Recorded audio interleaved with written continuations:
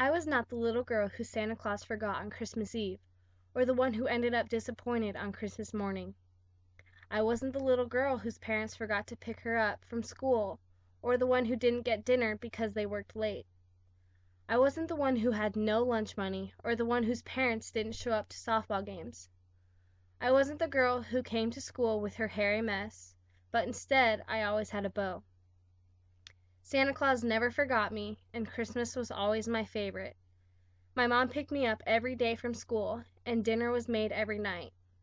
I was the girl who never ran out of lunch money, and my parents were the kind that would sit in the front row of the stands, rain or shine. I grew up in the same house for 13 years in Eagle, Idaho. I did not experience any kind of traumatic change, nor did I really understand the concept of change at all. Some call it only child syndrome. I call it very sheltered. I grew up this way for 18 years, from my elementary school years, to my awkward middle school stages, to my high school years, where I finally started to develop my own identity.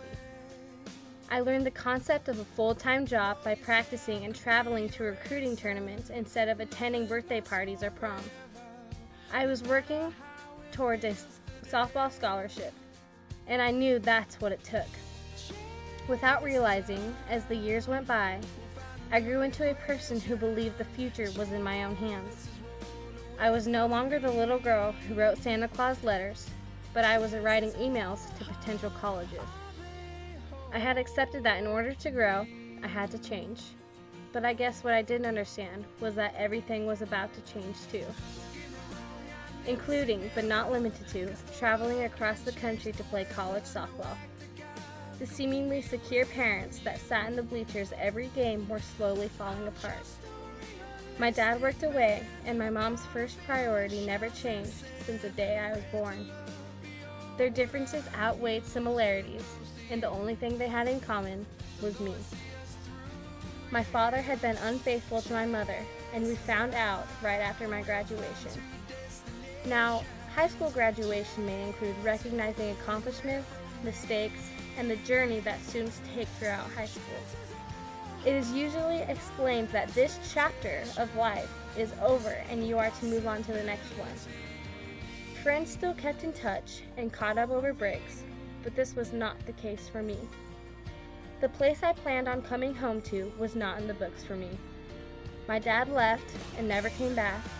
My mom packed up our house, took me to Georgia to start school, and never went back either.